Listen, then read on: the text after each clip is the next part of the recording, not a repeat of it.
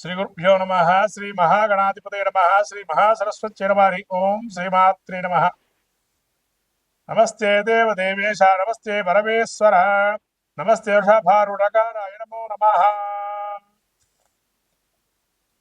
మార్చి రాశి ఫలితాలు, పాల్గొన మాసం యొక్క రాశి ఫలితాలు చెప్పుకునే ముందు మనము ఈ యొక్క మహత్తరమైనటువంటి మార్చి మాసంలో మనకు వచ్చేటువంటి పండుగల్లో ముఖ్యంగా నరసింహస్వామికి సంబంధించినటువంటి ఉత్సవాలు, నరసింహ ద్వాదశి అని, ఆమలక పూజ అని అదే రోజున, అట్లానే కామదహనం. ప్రత్యేకంగా మనకు సకలమైనటువంటి కీడులు, అంటే కీడు అనేది ఇక్కడ కాదు, ఇక్కడ కోరిక మనసులో ఏది సంచరించకుండా జన్మరాహిత్యం పొందటానికి ఏకైక రోజు కామదహనం. ప్రత్యేకంగా మనకు పురాణం చెప్పబడినటువంటి కామదహనం.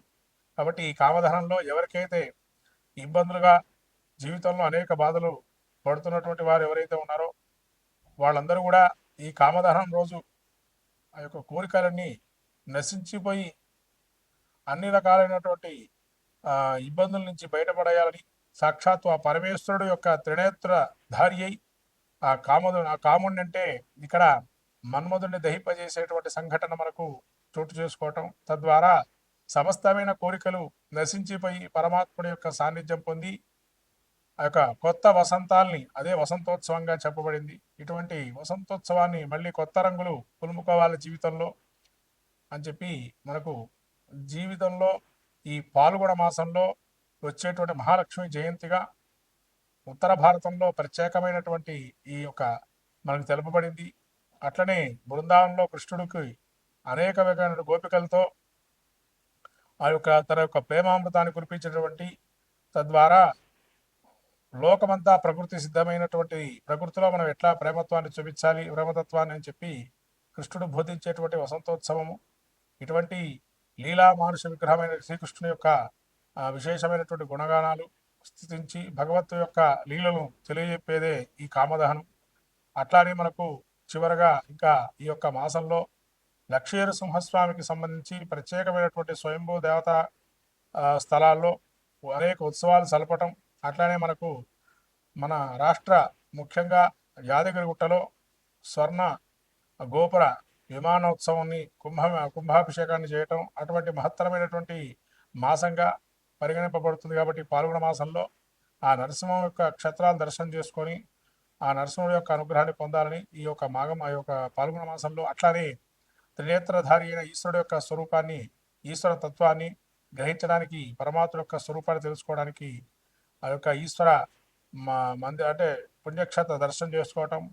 అట్లనే కొత్త ఉగాదికి మనకు అనేక రకాలైనటువంటి ఇబ్బందులను తొలగిపోయి నూతనమైనటువంటి మళ్ళీ సంవత్సరంగా మనకు ప్రసాదించే అనేక దేవతా తీర్థక్షేత్ర దర్శనాలు, ఇటువంటివన్నీ కూడా ఈ యొక్క పాల్గొన మాసంలో చేసుకుంటే విశేషమైనటువంటి ఫలితాన్ని పొందుతారని మనకు ధర్మ శాస్త్రం తెలుపబడింది. కాబట్టి ఈ మాఘమాసంలో ఇటువంటి మహత్తరమైన పుణ్య పర్వదినాల్లో మనం చేసుకుని సాక్షాత్ ఆ యొక్క ఈశ్వరుడు అట్లానే మహావిష్ణు స్వరూపమైన నరసింహస్వామి అనుగ్రహాన్ని పొంది సకలమైన విజయాలు పొందాలని ఈ యొక్క పాల్గొన మాసంలో మనం ముందుగా ద్వాదశ రాశి ఫలితాలు చెప్పుకున్నాం.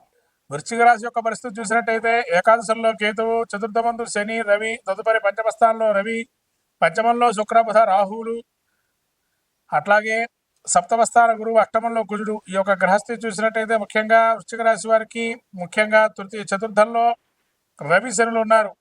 అర్ధాష్టమ శని వీరికి పోతూ కుటుంబంలో కొంత సమస్య పరిష్కారానికి ఒక మార్గం ఏర్పడుతుంది అని ఆల్రెడీ వీళ్ళకి మార్గం ఏర్పడింది, మళ్ళీ కూడా మార్గం సుగమం అయ్యే అవకాశం ఉంది. అట్లానే ఎక్కడైతే వీరికి పంచమ స్థానంలో వృత్తిరీత్యా పేరు తెచ్చుకుంటారో మళ్ళీ వీరికి అత్యధికమైన పేరు లాభాలు చేకూరే అవకాశం ఉంది. కీర్తి ప్రతిష్టలు కానీ, నూతనమైన ఆలోచనలు కానీ, నూతన వ్యాపార రంగాల్లో కూడా కొంత పొంతలు దొక్కే అవకాశం ఉంటుంది. బుద్ధిబలం ప్రదర్శిస్తూ మంచి అవగాహన చాతుర్యాన్ని పొందుతారు. అట్లానే రాహు వీరికి పంచమ స్థానంలో కొద్దిగా సంతానం వల్ల చికాకులు కూడా వీడే అవకాశం ఉంటుంది. అట్లానే సప్తమంలో గురువు ఉండడం వల్ల ఇంకా మంచిదైన మాసంగా గోచరిస్తుంది వృశ్చిక రాశి వారికి. ఇంకా మంచి ఫలితాలు గురువు అందిస్తున్నాడు. సంతాన రీత్యా కూడా అద్భుతంగా గోచరిస్తుంది. అట్లానే వీళ్ళకి సోదరవర్గంతో కూడా కొంత లాభాలు చేకూరే అవకాశం ఉంది. అష్టమంలో గుడి ఉండడం వల్ల ప్రయాణాలు చేసేటప్పుడు కానీ, ఏదైనా వ్యాధిన బారిన పడిన వాళ్ళు కానీ జాగ్రత్తగా బయటపడండి. తగిన రీతిలో వాటికి కావాల్సిన ప్రికాషన్స్ అంటే మార్గాలు ఏవైతే ఉన్నాయో వాటిని సరైన రీతిలో తీసుకోవడం వల్ల ఇబ్బందుల నుంచి బయటపడతారు. అట్లానే అష్టమంలో గుడి ఉండడం వల్ల కొంత అసిడిటీ కానీ లేదా గుండె దగ్గర మంటలాగా ఉండడం తద్వారా ఇబ్బందులు పడే అవకాశం ఉంటుంది. అట్లానే కేతువు ఏకాదశ సంచారం వల్ల కేతువు కూడా వీరికి జ్ఞాన మార్గాలు, వైరాగ్యాలు, భక్తి భావన ఏర్పడి ధ్యానం చేయడం వల్ల మంచి ఫలితాలు వస్తాయి అని ఒక మంచి దృఢమైన నమ్మకాన్ని పొందుతారు. తద్వారా వాళ్ళ కోరికలు నెరవేరుతాయి. మొత్తం మీద వృశ్చిక రాశి వారికి రాబోయేటువంటి ఈ యొక్క శని దీర్ఘకాలికమైన సమస్య నుంచి బయటపడేశారు కాబట్టి సంతాన రీత్యా కూడా పంచమంలో మారుతున్నాడు.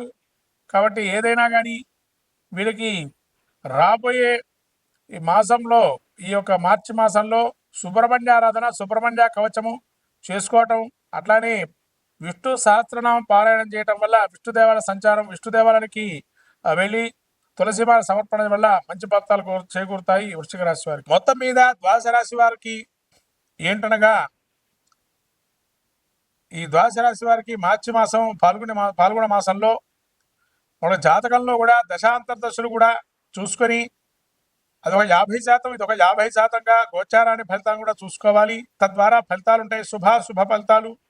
అట్లాగే ఈ ద్వాదశ రాశి వారికి ప్రత్యేకంగా చెప్పడం ఏంటంటే ఈ మాసంలో ప్రత్యేకంగా శని మారే అవకాశం ఉంది కాబట్టి కొన్ని రాశుల వారికి మంచి, కొన్ని రాశుల వారికి చెడు జరిగే అవకాశం ఉంటుంది. కాబట్టి వాళ్ళకి శని యోగప్రదుడా కాదా తెలుసుకోవాలి జాతక చక్రంలో.